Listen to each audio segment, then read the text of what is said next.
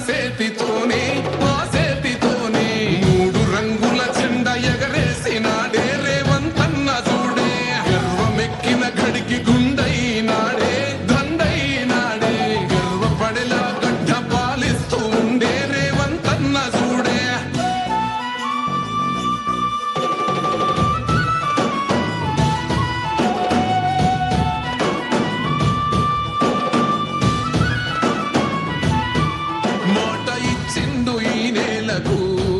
నడుచుకుంటుండు మన మేలుకు మరిచిపోయిండు కంటి కొనుకు మారాలంటూ పేద బతుకు ఈ నేల తలవాలని తన వంతుగా చేసిన మంచిని తన గురుతు నిలవాలని నిరుపేద బతుకుల్లో వెలగాలని అరే భవిష్యత్తు నగరాన్ని నిర్మించే మహారాజు మన కలల తీరాన్ని చేర్చునే ఒకరోజు రంగు రంగులు అద్దిన సేతితోనే ఆ సేతితోనే మూడు రంగుల జెండా ఎగరేసినాడే రేవంతన్న చూడే గర్వమెక్కిన గడికి గుండైనాడే దండైనాడే గర్వపడేలా గడ్డ పాలిస్తూ ఉండే రేవంతన్న చూడే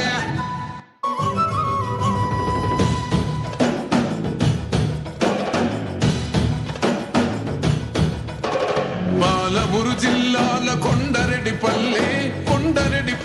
ఆ కొండరెడ్డిపల్లెలో కొన్నదొక తల్లి పాలమూరు జిల్లాల కొండరెడ్డిపల్లె ఆ కొండరెడ్డిపల్లెలో కొన్నదొక తల్లి ఒక్క పాలల్ల పౌరుషం పోసినాదో పెద్ద పులిలాగా ఖాండ్రించి వేసినాడే పోరు కథలన్నీ సిననాడు చెప్పినాదో చోరు మీద తన పోరును నడిపినాడే ధరణిపై నినదించి తప్పునే ఎదిరించి బెదిరించి నిలదీసినాడే రంగు రంగులు అద్దిన సేతితోనే ఆ సేతితోనే మూడు రంగుల జెండా ఎగరేసినాడే రేవంతన్న చూడే గర్వమెక్కిన గడికి గుండైనాడే దండైనాడే గర్వపడేలా గడ్డ పాలిస్తూ ఉండే రేవంతన్న చూడే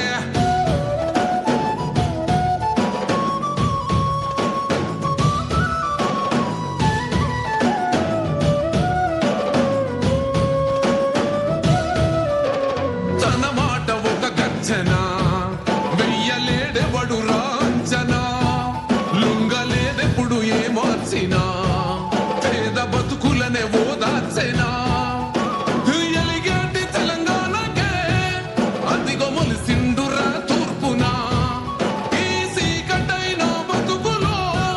వెలుగు తెచ్చిండురా మార్పునా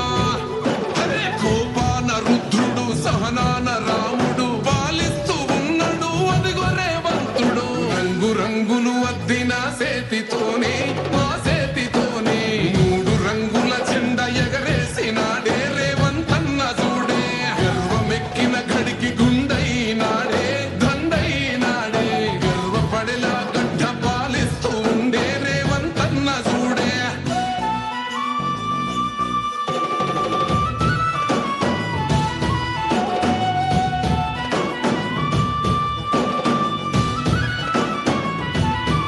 మాట ఇచ్చిండు ఈ నేలకు నడుచుకుంటుండు మన మేలుకు మరిచిపోయిండు కంటి కొనుకు మారాలంటూ పేద బతుకు ఈ నేల కలవాలని తన వంతుగా చేసిన మంచిని తన గురుతు నిలవాలని నిరుపేద బతుకుల్లో వెలగాలని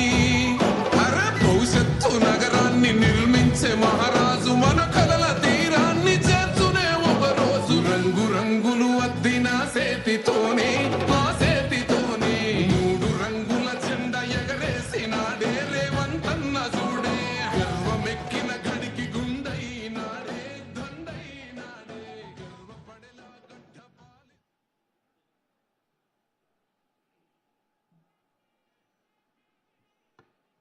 లోక కవి అందశ్రీ స్మృతి వనానికి భూమి పూజ జరుగుతున్న దృశ్యాన్ని చూస్తూ ఉన్నాం. లోకం కోసం, లోకం నుండి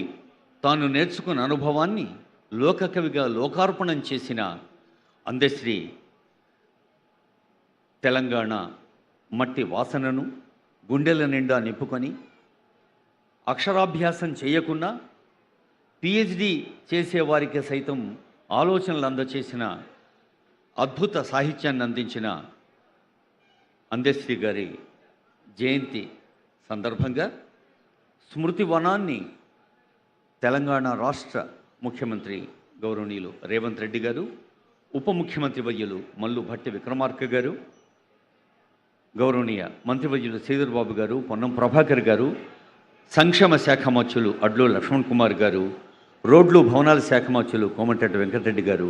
ఇంకా గౌరవనీయులైన పార్లమెంట్ సభ్యులు, శాసన మండలి సభ్యులు, శాసనసభ్యులు, వివిధ కార్పొరేషన్ల చైర్పర్సన్స్, ఉన్నత అధికారులందరూ